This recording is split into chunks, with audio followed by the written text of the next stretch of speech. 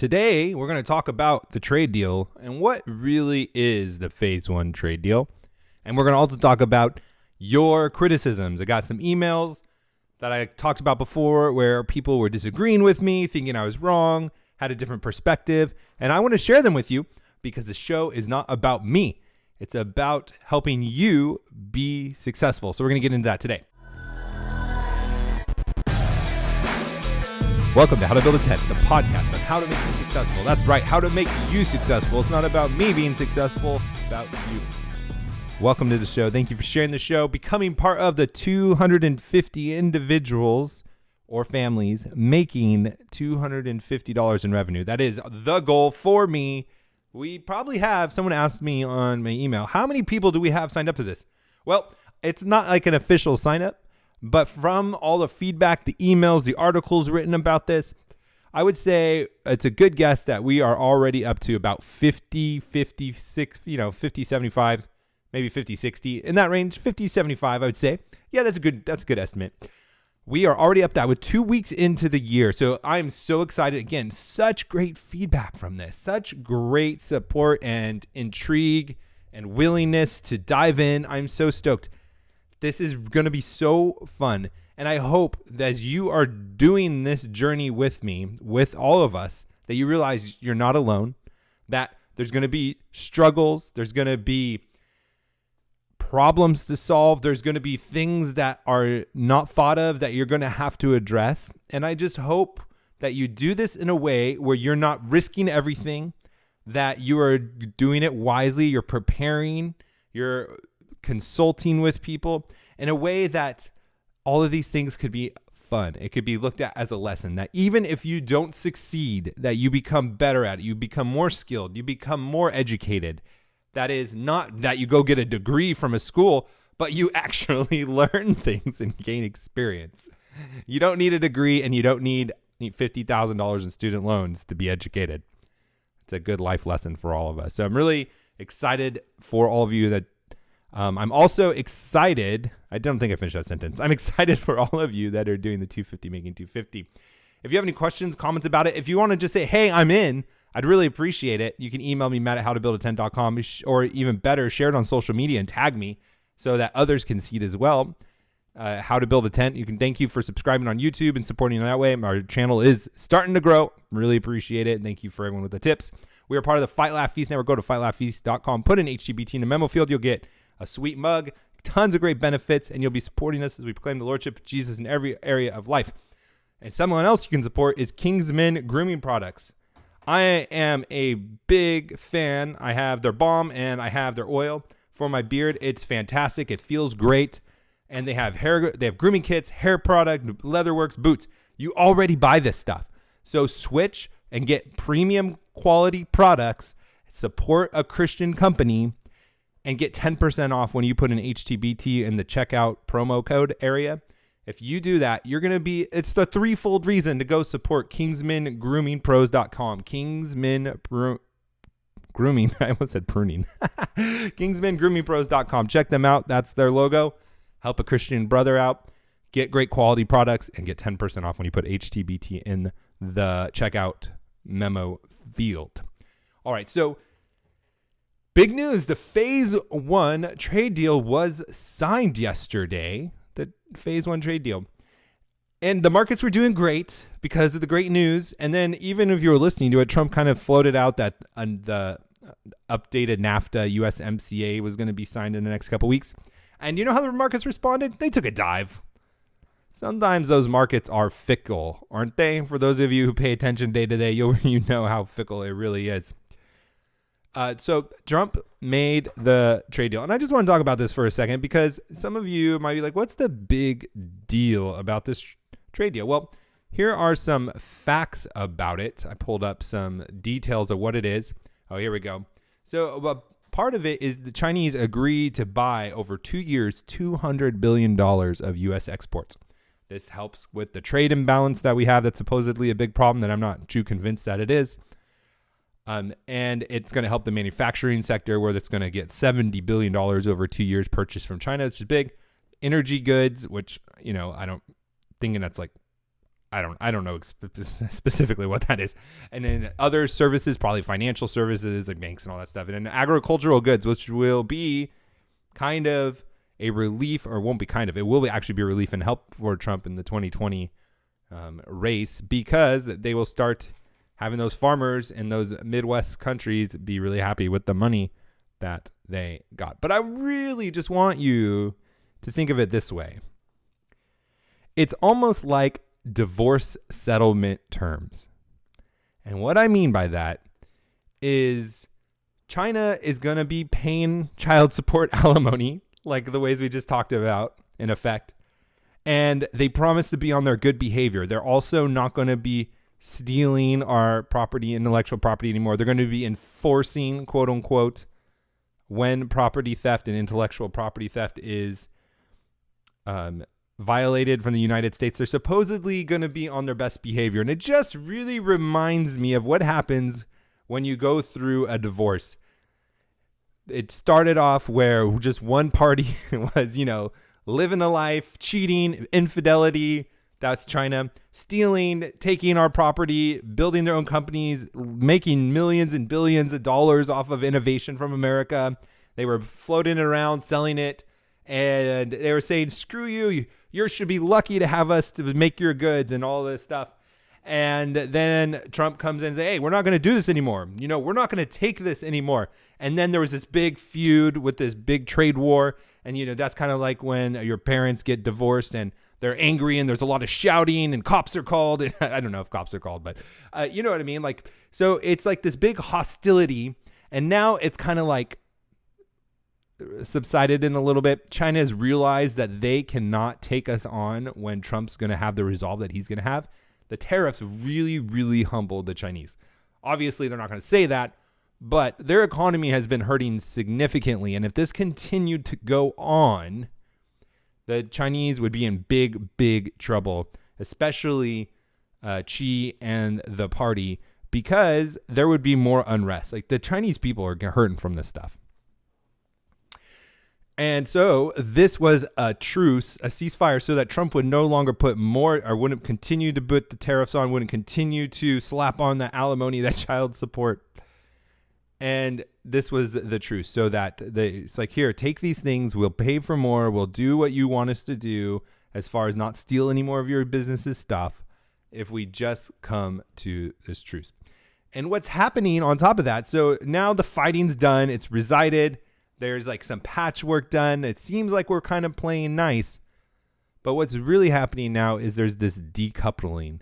That is, the parents are separating.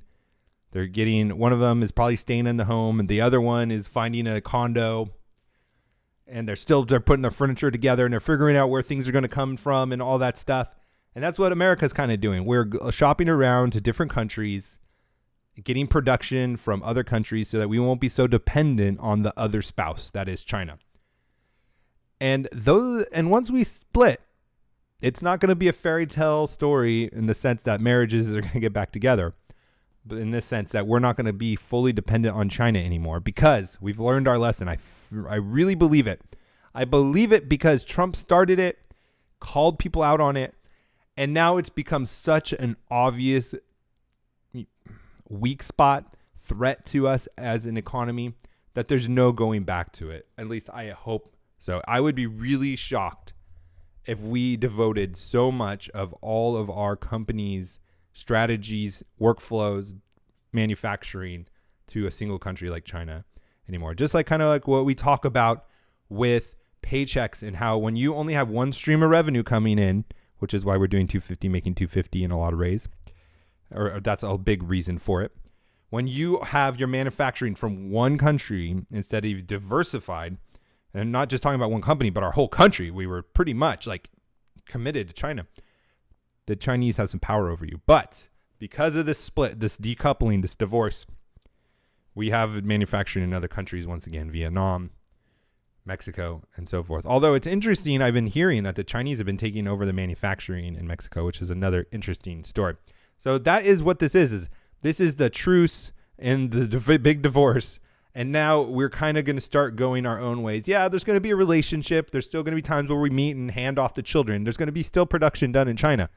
but I firmly believe it is not going to be what it once was and ever again, because the Chinese still do want to become the superpower, which means they must increase and we must decrease, like John the Baptist says about Jesus. All right, so we are going to talk about some criticisms. Fun. I love talking about what I got wrong. But first, we are going to talk about something that I can go to when I feel depressed from all of this criticism. That is faithfulcounseling.com/HTBT. Go to that link. It's in the show notes, faithfulcounseling.com/HTBT. They have licensed professionals to deal with depression, stress, anxiety, relationships, crisis of faith, grief, family conflicts, just like we're talking about as an analogy for China. They have over 3,000 licensed therapists across all 50 states. It's available worldwide because I know we have international listeners. They have 4 ways that you can communicate to them: text, chat, phone, and video. It's like the millennial dream and whatever that, generation is before or after the millennials.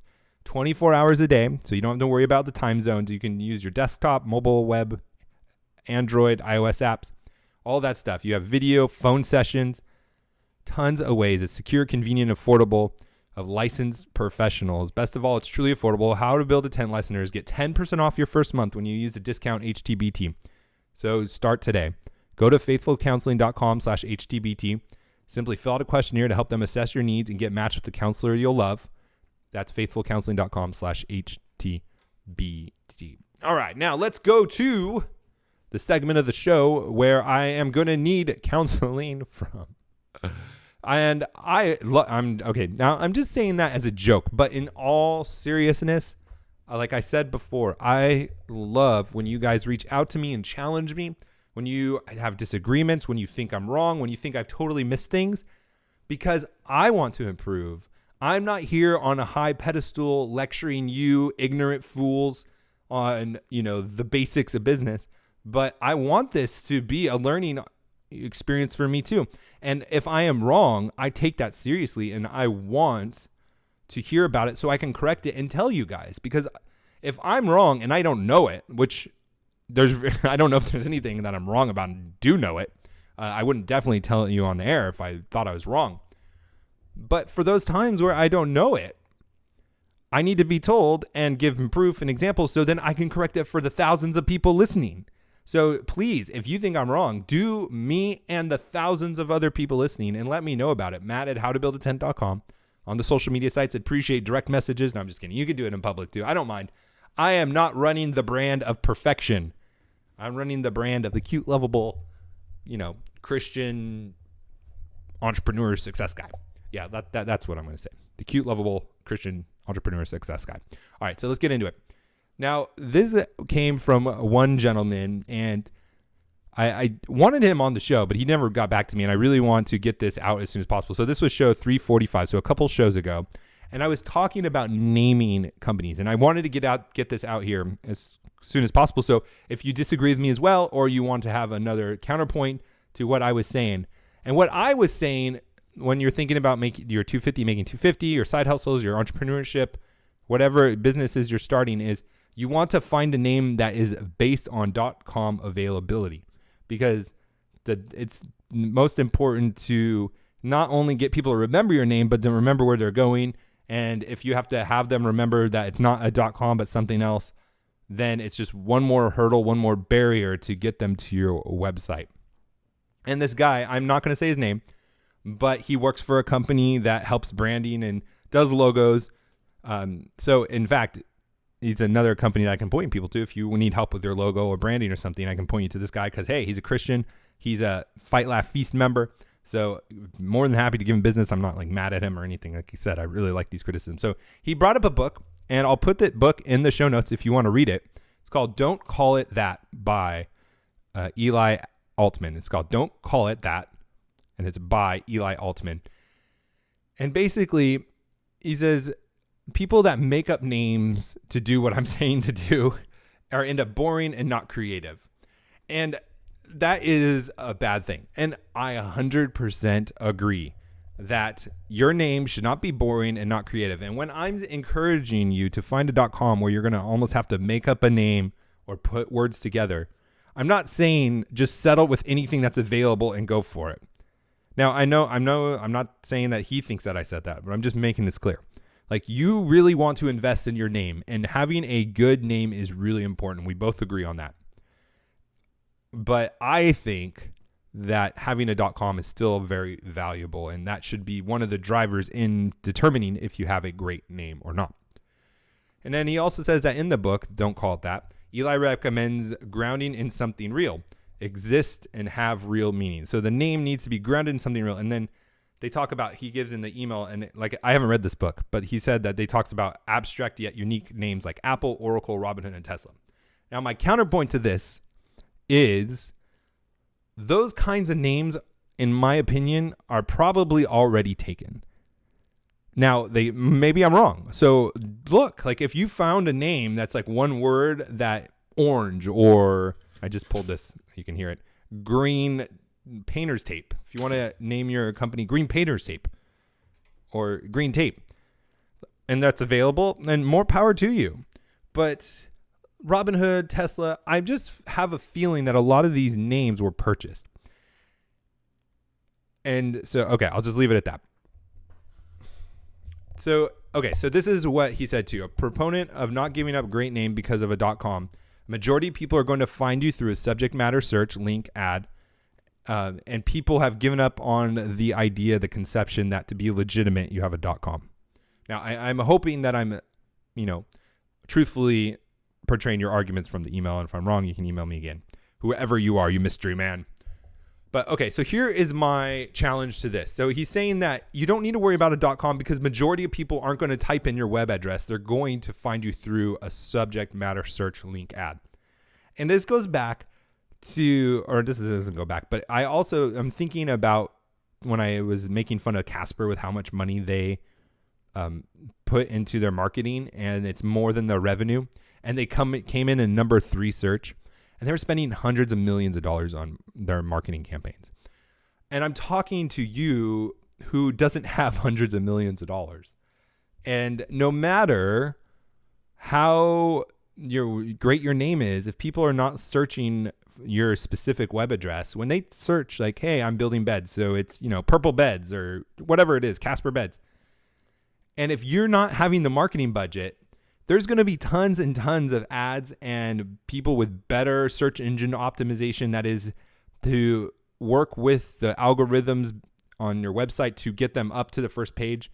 If you are going to try to compete in the beginning with these other companies that have huge budgets, that have marketing teams, that have they hire companies to do this for them, you're not going to be able to compete. And I understand that if you have this kind of money, it doesn't matter and people will find you through the search. But I'm specifically talking to people just starting out that don't have experience with search engine optimization, that don't have tens of thousands of dollars to put into it. And again, I could be wrong. I am not in any sense the marketing expert. So if I'm wrong, please let me know. But if I'm trying to gear this to people just starting out, that are going to be starting businesses that don't have the time and money to pour in that much in the marketing. They need to develop their product. They need to just get their name out there and find ways to get people traffic to their website and whatever channels they have for producing sales. So that is my thinking with that. Now, I understand that people could find you through searches, but to me, that's just a whole nother battle that doesn't necessarily need to happen in the beginning. That's my thought about that. And I do think too, on the second point, that there is some legitimacy to a .com still. Now think about this. Just let it be common sense to you.